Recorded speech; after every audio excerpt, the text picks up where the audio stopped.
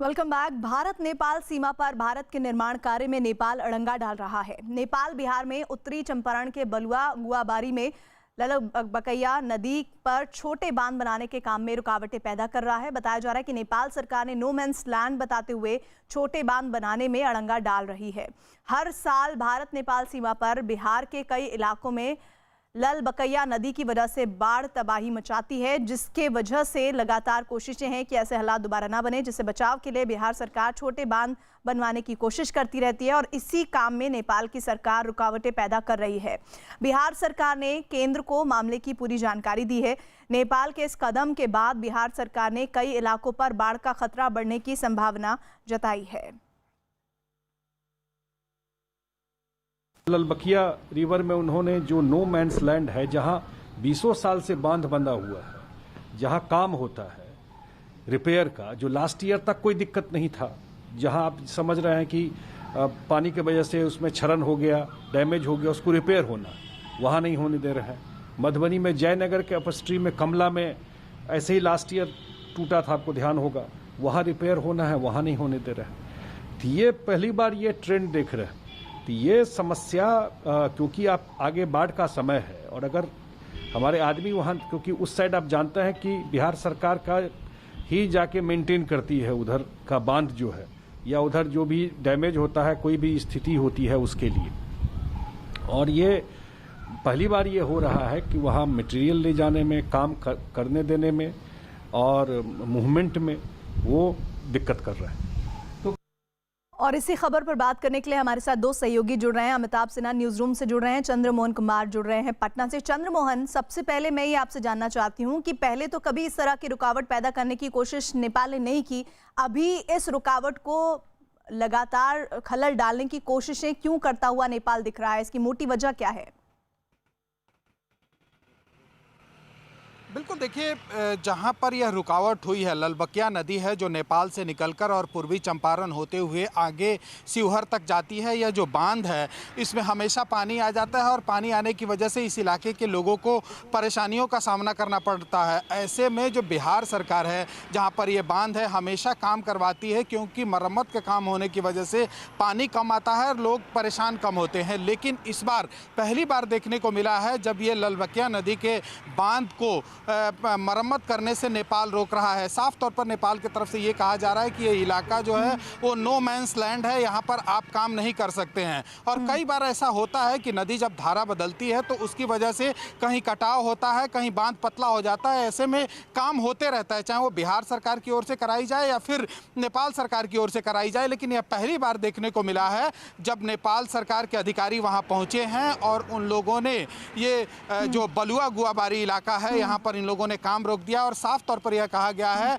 कि जब तक उनका आदेश नहीं होगा तब तक काम नहीं कर सकते हैं। उनके ऊपर जो अधिकारियों से बात हो पाई है उसके मुताबिक हो सकता है कि उस इलाके में बाढ़ के खतरे की वजह से वो लोग इस बांध को नहीं बनने देना चाहते हैं। लेकिन यह पहली बार हुआ है, इससे पहले भी कई बार बांध बनते रहा है और वहाँ पर पानी आकर रुकता है, लेकिन उस इलाके में परेशानी लोगों को नहीं होती है। सबसे अधिक परेशानी जो है वो बिहार के लोगों को झेलना पड़ता है। ऐसे में मरम्मत का काम हो रहा था और उसको नेपाल सरकार की तरफ से रोक दिया गया है। ठीक है, ये ललबकिया नदी पर जो पुल बनने वाला है, इसको लेकर और किस तरह की दिक्कतें आती हुई दिख रही हैं? नेपाल इस पर क्या रुख कर सकता है, इस पर मैं अमिताभ से बात करूंगी। लेकिन उससे पहले नेपाल के छोटे बांधों के काम में अड़ंगा डाले जाने के मुद्दे पर बिहार सरकार पर आरजेडी ने हमला बोला है। तेजस्वी यादव ने सीएम नीतीश पर पूरे मामले पर पल्ला झाड़ने का आरोप लगाया है। तेजस्वी यादव ने कहा है कि नीतीश सरकार के पास बाढ़ को लेकर कोई समाधान नहीं है। कई बार कहा है कि नेपाल से तो बिहार का बहुत ही पुराना रिश्ता है। हम बार बार कहते रहे, रोटी और बेटी का रिश्ता है। अचानक से ऐसा क्या हुआ कि नेपाल जो है इस तरह की हरकतें कर रहा है? हालांकि हम इसमें भारत सरकार को संज्ञान लेकर के आखिर कैसे इस रिश्ते को फिर से बेहतर बनाएं, वो उस पर ध्यान देना चाहिए। अमिताभ, जरा इस नजरिए को समझाइए। वो नेपाल जो वर्षों तक हमारा दोस्त रहा, बहुत ही अच्छे संबंध भारत और नेपाल के रहे, वो चाहे भारत के हिस्से को अपने नक्शे में दिखाना हो या फिर अब इस तरह से ललबकिया नदी पर बन रहे पुल पर एक नजर गड़ाना हो, इसके पीछे मकसद क्या है? और जो तेजस्वी ने कहा है उस बात को मैं अगले हिस्से में पूछूंगी आपसे।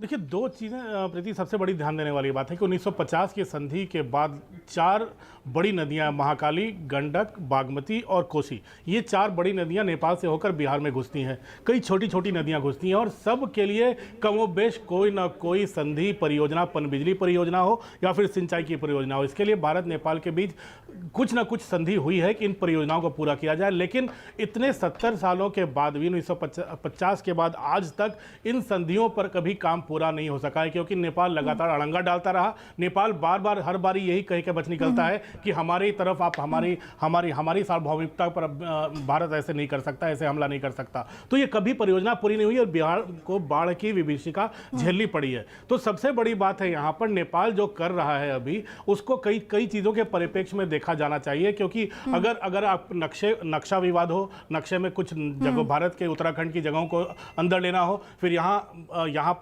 बिहार की सीमा पर जो मरम्मत का काम चल रहा है उसको रोकने का काम कर रही है, जिसका काम बिहार सरकार और बिहार का सिंचाई विभाग करता आया अभी तक, आज़ादी के बाद अभी तक। इसको रोकना नेपाल के लिए भी ये मुश्किल की बात है, लेकिन ये स्टैंड लेना, इसको मुझे लगता है बातचीत करके जरूर सुलझाया जाएगा आने वाले दिनों में। लेकिन फिलहाल नेपाल को इस चीज़ की रोका जाना जरूरी है, क्योंकि बिहार बाढ़ की विभीषिका लगातार झेलता आ रहा है।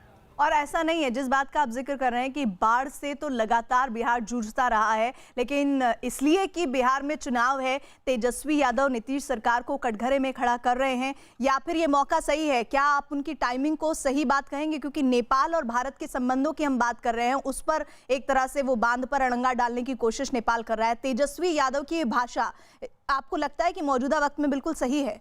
देखिए, 15 साल, देखो प्रीति, 15 साल आरजेडी ने भी राज किया है बिहार पर, और 15 साल में भी बाढ़ का हाल था, ये पूरी दुनिया ने देखा है और बिहार के लोगों ने भी देखा है। तब पूरा बिहार जब बाढ़ में डूबता था, इन सब कोसी से गंडक तमाम नदियों को, बागमती नदी हो, चाहे महाकाली नदी हो, चाहे कर्नली नदी हो, ये सहरसा कोसी का जो तमाम इलाका है, जब बाढ़ में डूबता था तो लालू प्रसाद यादव की जो बाइट आती थी वो कहते थे कि अगर लोग भूखे मर रहे हैं तो मछली पकड़ के खा लें पानी से। तो ये 15 साल बिहार ने देखा है, लेकिन इसको दूर करने की कोशिश की जानी चाहिए, क्योंकि तमाम परियोजनाओं पर बातचीत अधूरी है अभी, उनको पूरा किया जाना शेष है अभी, क्योंकि आज़ादी के कई साल बीत चुके हैं, संधि के कई साल बीत चुके हैं। इसको डिप्लोमेटिक लेवल पे इसको डील करना होगा कि परियोजनाएं पूरी हो सकें। नेपाल बार बार ऐसे अड़ंगा निकालकर बच नहीं सकता, क्योंकि नुकसान बिहार का होता है और उन इलाकों का होता है जो सीमा से सटे हुए हैं।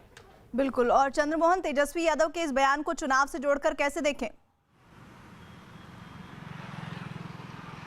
बिल्कुल, देखिए, जाहिर सी बात है, अब कुछ ही माह में बिहार में चुनाव होना है। ऐसे में तेजस्वी यादव को एक नया मौका मिल गया है, चाहे वो बाढ़ का हो या फिर नेपाल में जो काम हो रहा है, काम रुक गया है, उससे हो। तेजस्वी यादव कोई भी अपना मौका छोड़ते नहीं हैं, और ऐसे में जब ये नया मुद्दा सामने आया है जिसमें ललबकिया नदी पर जो बांध बन रहा था उसको नेपाल ने रोक दिया है, तो तेजस्वी यादव इसको भी मुद्दा बनाकर और नीतीश कुमार को सीधे तौर पर कटघरे में खड़ा कर रहे हैं। तो ऐसे में समझा जा सकता है कि तेजस्वी यादव का बयान सीधे तौर पर जो है वो पॉलिटिकल एजेंडे के तहत है। लेकिन सबसे बड़ा सवाल ये है कि अगर इस बांध का मरम्मत नहीं होता है वक्त पर, तो बिहार को एक बार फिर से, खासकर अगर हम पूर्वी चंपारण की बात करें, बेतिया की बात करें, शिवहर की बात करें, सीतामढ़ी की बात करें, तो इस इलाके को पानी की विभीषिका झेलना पड़ सकता है। बिल्कुल। और चंद्रमोहन, अपडेट्स के लिए आपके साथ जुड़ेंगे आगे, और अमिताभ आपके साथ भी। इधर गलवान घाटी में भारत और चीन की सेना के बीच बढ़ते तनाव के दौरान आज दोनों देशों के कोर कमांडर स्तर के अधिकारियों की बैठक हो रही है। बताया जा रहा है कि ये बैठक LAC पर चीन की तरफ मोल्डो में हो रही है।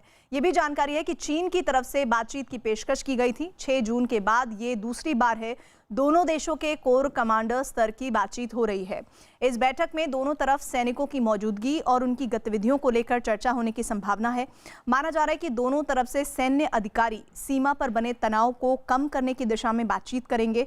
इससे पहले भी दोनों सेनाओं की तरफ से कमांडर स्तर की बातचीत हो रही थी, लेकिन लद्दाख की गलवान घाटी में चीनी सैनिकों के साथ हुई हिंसक झड़प में 20 जवानों के शहीद होने के बाद होने वाली ये बातचीत बहुत अहम मानी जा रही है।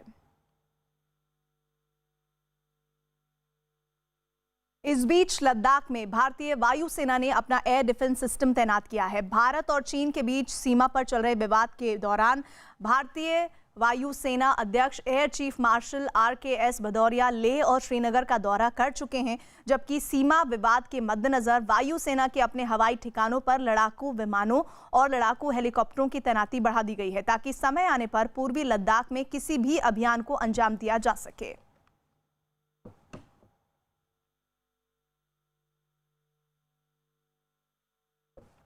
संदीप बोल हमारे साथ हमारे सहयोगी जुड़ रहे हैं। संदीप, मैं आपसे बातचीत शुरू करूं उससे पहले जो दो तस्वीरें दिख रही थी उसका मैं जिक्र करना चाहूंगी। कमांडर स्तर की बातचीत को लेकर जो बैठक चल रही है वो, और हमारे एयर डिफेंस की तैनाती, इस पूरी स्थिति को आप अपने शब्दों में किस तरह से आंक रहे हैं? देखिए, जिस तरीके की स्थितियां बनी हुई है, अगर हम लोग बात करें एयर डिफेंस की, तो पूरे लद्दाख रीजन में कई अलग अलग लेवल के एयर डिफेंस सिस्टम पहले से ही मौजूद हैं और जितने भी एयर बेस है, ख़ास तौर पे कि जितने भी एयरफोर्स के एयर बेस हैं, उनकी सुरक्षा के लिए जो है एयर डिफेंस सिस्टम सबसे पहले लगाया जाता है। और एक नहीं, दो नहीं, कम से कम 3 से 4 लेयर के सिस्टम्स होते हैं जो कि बाहरी किसी भी खतरे को, चाहे वो किसी मिसाइल अटैक हो या एयरक्राफ्ट कोई ऊपर से आ रहा हो, तो उसको जो है नेस्तनाबूद करने के लिए तैयार रहते हैं। इस तरीके का एक पूरा सिस्टम जो है पूरे जितने भी एयरफोर्स के एयर बेसेस हैं वहाँ पे लगे हुए हैं, क्योंकि दुश्मन को अगर हम लोग बात करें कंपैरिजन की, तो आज की तारीख में हमारी जो है वायुसेना वो चीन की वायुसेना से काफ़ी बेहतर है। और अगर चीनी वायुसेना को हमारे साथ कम्पीट करना है तो जाहिर सी बात है उसका सबसे पहले निशाना एयरबेस ही होंगे। तो ऐसे में एयर डिफेंस सिस्टम जो है पूरी मुस्तैदी से जो है काम कर रहे हैं, लगाए हुए हैं, एक्टिवेट किए गए हैं। दूसरी चीज़ प्रीति, जो बातचीत वहाँ पे चल रही है, क्योंकि 6 जून को जो बातचीत हुई थी, पहली बार हुआ था ऐसा कि कोर कमांडर लेवल की बातचीत 6 जून को हुई। वहाँ पे दोनों देशों की सेनाओं के बीच में कई सारी सहमतियाँ बनी। उस सहमति के तहत जो है दोनों देशों की सेनाओं को उन विवादित जगहों पे, जहाँ पे कि तकरीबन 1 महीने से जो विवाद चल रहा था, दोनों की सेना आमने सामने थी, उनको वहाँ से पीछे जाना था। 15 जून को उसी बात को लेकर जो है चीन जो है वो नहीं माना, उस तरीके के जो वहाँ पे सहमति बनी थी। और उसके बाद जिस तरीके की स्थिति हुई, जिस तरीके हालात हो, सबने देखा है। अब कोशिश ये की जा रही है कि अब जो है हालात दोबारा से ठीक किए जाएं, किस तरीके से भारतीय सीमा से जो चीन जो है लगातार अतिक्रमण। जो आज की ये बैठक है ये बहुत महत्वपूर्ण पड़ाव होगी भारत चीन संबंधों को लेकर। आप लगातार इस खबर को ट्रैक करते रहिएगा, अपडेट के लिए आपके पास आते रहेंगे संदीप। इधर चीन सीमा विवाद पर पूर्व पीएम मनमोहन सिंह ने पीएम मोदी को नसीहत देते हुए एक बयान जारी किया, जिस पर बीजेपी अध्यक्ष जेपी नड्डा ने पलटवार करने में देर नहीं लगाई। उन्होंने एक के बाद एक कई ट्वीट कर पूर्व पीएम को निशाने पर लिया और उन्हें कांग्रेस पार्टी के नेताओं को समझाने की नसीहत दे दी। पूर्व पीएम मनमोहन सिंह ने चीन विवाद पर पीएम मोदी को झूठ से बचने की नसीहत दी थी, जिस पर पलटवार करते हुए बीजेपी अध्यक्ष जेपी नड्डा ने दावा किया कि कांग्रेस नेताओं के बयान पर देश भरोसा नहीं करता। यही नहीं, उन्होंने कांग्रेस नेताओं के बयान को सेना का मनोबल गिराने वाला कहा। यही नहीं, जेपी नड्डा ने यूपीए सरकार पर कई मोर्चों पर नाकाम रहने का आरोप लगाते हुए कहा कि उस दौरान चीन ने सैकड़ों वर्ग किलोमीटर जमीन छीनी।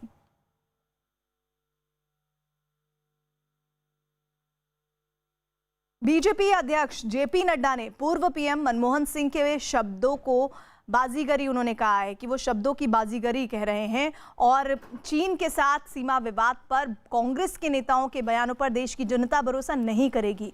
एक और ट्वीट के जरिए बीजेपी अध्यक्ष ने पूर्व पीएम मनमोहन सिंह पर निशाना साधते हुए लिखा है कि मनमोहन सिंह उस पार्टी के हैं जिसने चीन को 43,000 किलोमीटर जमीन सरेंडर कर दी थी। पूर्व पीएम मनमोहन सिंह के बयान पर पलटवार करते हुए बीजेपी अध्यक्ष जेपी नड्डा ने ट्वीट किया है, पूर्व पीएम डॉक्टर मनमोहन सिंह का बयान सिर्फ शब्दों का खेल है। अफसोस की बात है कि कांग्रेस पार्टी के बड़े नेताओं के व्यवहार और कार्यों की वजह से किसी भी भारतीय को ऐसे बयानों पर भरोसा नहीं होगा। याद कीजिए, ये वही कांग्रेस पार्टी है जो हमेशा सेना पर सवाल उठाती है और उनका मनोबल गिराती है। भारत पूरी तरह पीएम पर भरोसा करता है और उनका समर्थन करता है। पूर्व पीएम मनमोहन सिंह को निशाने पर लेते हुए बीजेपी अध्यक्ष जेपी नड्डा ने एक और ट्वीट किया। मनमोहन सिंह का संबंध उसी पार्टी से है जिसने चीन को 43,000 किलोमीटर जमीन सरेंडर कर दी थी। यूपीए शासन के दौरान बिना लड़े सरकार को कई मोर्चों पर सरेंडर करते हुए लोगों ने देखा है। बार बार सेना का अपमान किया गया। और इससे पहले चीन सीमा विवाद पर पूर्व पीएम मनमोहन सिंह ने सरकार और पीएम मोदी पर बड़ा हमला बोला। उन्होंने चीन विवाद पर पीएम को शब्दों के चयन में सावधान रहने की नसीहत देते हुए कहा कि हम सरकार को आगाह करना चाहेंगे कि झूठा प्रचार कभी भी कूटनीति और मजबूत नेतृत्व का विकल्प नहीं हो सकता। साथ ही उन्होंने ये भी कहा कि झूठ के आडंबर से सच को नहीं दबाया जा सकता। साथ ही पूर्व पीएम मनमोहन सिंह ने कहा कि इस मौजूदा हालात में पूरे देश को एकजुट होकर जवाब देना चाहिए। और इसी कड़ी में उत्तर प्रदेश के पूर्व मुख्यमंत्री मायावती ने गलवान घाटी में शहीद हुए भारतीय सैनिकों के प्रति शोक जताते हुए कहा है कि देश में इस शहादत को लेकर काफी दुख भी है और गुस्सा भी है। मायावती ने इस मौके पर अपील की कि संकट के इस दौर में सभी को सरकार के साथ मिलकर काम करना चाहिए। अपने ट्वीट में मायावती ने लिखा, अभी हाल ही में 15 जून को लद्दाख में चीनी सेना के साथ हुए संघर्ष में कर्नल सहित 20 सैनिकों की मौत से पूरा देश काफी दुखी, चिंतित व आक्रोशित है। इसके निदान के लिए सरकार और विपक्ष दोनों को पूरी परिपक्वता और एकजुटता के साथ काम करना है, जो देश दुनिया को दिखे और प्रभावी सिद्ध हो। ऐसे कठिन और चुनौती भरे समय में भारत सरकार की अगली कार्रवाई के संबंध में लोगों और विशेषज्ञों की राय अलग अलग हो सकती है, लेकिन मूल रूप से ये सरकार पर छोड़ देना चाहिए। वो बेहतर है कि वो देश हित और सीमा की रक्षा हर हाल में करे, जो कि हर सरकार का दायित्व भी है। चीन के खिलाफ अब सड़कों पर विरोध प्रदर्शन तेज होता जा रहा है। घाटी में उत्तरी कश्मीर के कुपवाड़ा जिले में बीजेपी ने चीन के खिलाफ प्रदर्शन किया है। बताया जा रहा है कि प्रदर्शन के दौरान गलवान घाटी में शहीद हुए भारतीय सेना के 20 सैनिकों को श्रद्धांजलि दी गई। इसके बाद चीन के बने सामान को सड़क पर रखकर लगातार उस पर अपना गुस्सा प्रदर्शित किया गया। चीन के विरोध में जमकर नारेबाजी हुई और फिर चीन के सामानों को तोड़कर बीजेपी कार्यकर्ताओं ने अपना गुस्सा जताया।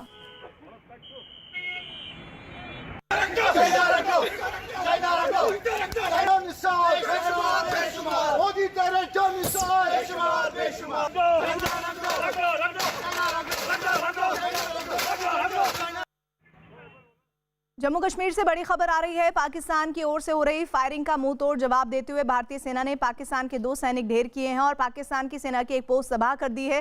भारतीय सेना ने 3 दिन में पाकिस्तान के 15 सैनिकों को मार गिराया है। ये इस वक्त की बड़ी खबर जो इस वक्त न्यूज़ 18 इंडिया के दर्शक देख रहे हैं वो ये है कि पाकिस्तान की ओर से हो रही फायरिंग का मुंह तोड़ जवाब देते हुए भारतीय सेना ने पाकिस्तान के 2 सैनिकों को ढेर किया है और पाकिस्तान की सेना की एक पोस्ट तबाह कर दी है। भारतीय सेना ने 3 दिन में पाकिस्तान के 15 सैनिकों को मार गिराया है।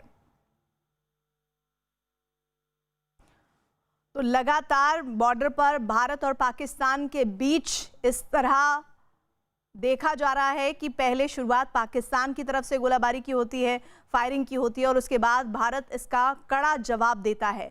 पाकिस्तान की पोस्ट तबाह होने की वो तस्वीर भी हम आपको दिखा रहे हैं जो कि आग के शोलों की तरह दिख रही है और ये सबूत है कि पाकिस्तान को एक बार फिर से इस फायरिंग में मुंह की खानी पड़ी है।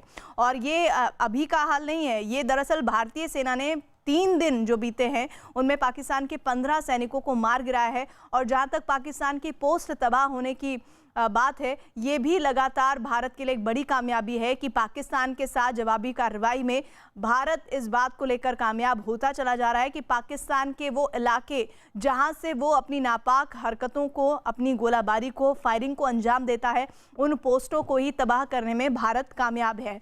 हमारे साथ पवन, हमारे सहयोगी जुड़ रहे हैं। पवन, फिलहाल अपडेट क्या है?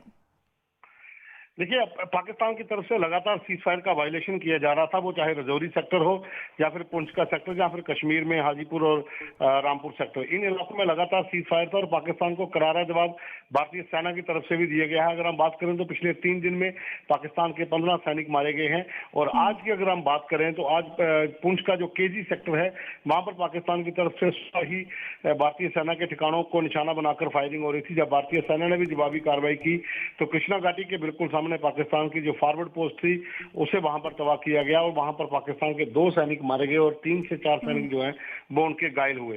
फिलहाल अभी फायरिंग जो है अभी भी जारी है, नौशहरा में भी फायरिंग चल रही है और पुंछ के कृष्णा घाटी सेक्टर में भी रुक रुक कर फायरिंग की जा रही है, जिसका भारतीय सेना भी करारा जवाब दे रही है।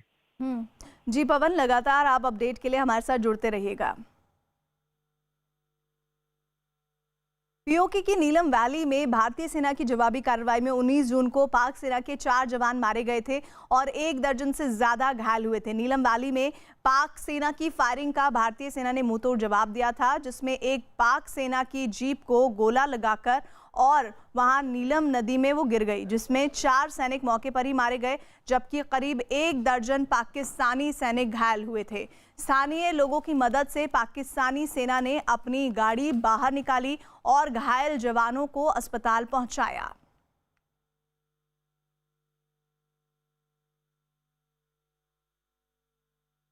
तो पीओके में भारतीय सेना का करारा जवाब। नीलम घाटी में भारतीय सेना ने ये मुंहतोड़ जवाब दिया है, जिसके तहत 1 दर्जन पाकिस्तानी जवान घायल हुए। 19 जून को भारतीय सेना ने ये करारा जवाब दिया था, जो एक बार फिर से पाकिस्तान को सबक सिखाने के लिए काफ़ी है और ये बताने के लिए भी काफ़ी है कि अगर आप इस तरह की कार्रवाई करोगे पाकिस्तान, तो फिर भारत उसका मुंहतोड़ जवाब देगा।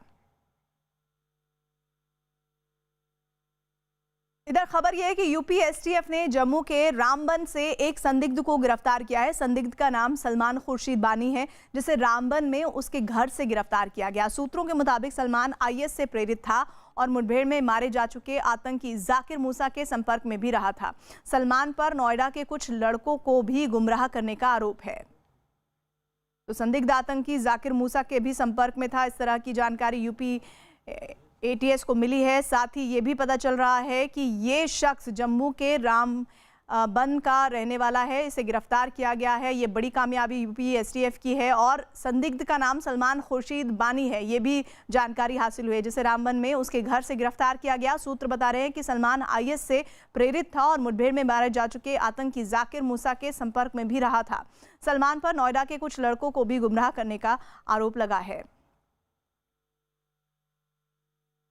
चीन के साथ सीमा विवाद पर जारी घमासान के बीच रक्षा मंत्री राजनाथ सिंह रूस में होने वाले विक्ट्री डे परेड कार्यक्रम में शामिल होने के लिए आज मॉस्को रवाना हुए हैं। 24 जून को दूसरे विश्व युद्ध की जीत की 75वीं सालगिरह है। पहले ये परेड 9 मई को होनी थी, लेकिन कोरोना की वजह से इसे टाल दिया गया था।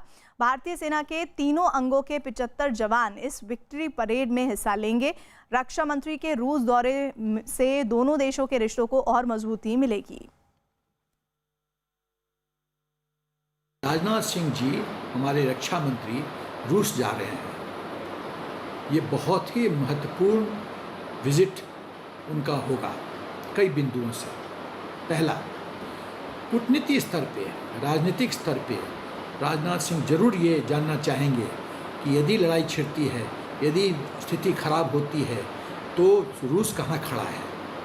क्या हम उनके फुल सपोर्ट पे अपना विश्वास आधार कर सकते हैं। रूस हमारा बहुत पुराना दोस्त है। हर एक विपदा में और जो स्थिति खराब स्थिति में रूस हमारे साथ खड़ा रहा है। रूस हमारा इक्विपमेंट, मिलिट्री इक्विपमेंट का बहुत बड़ा सप्लायर रहा है।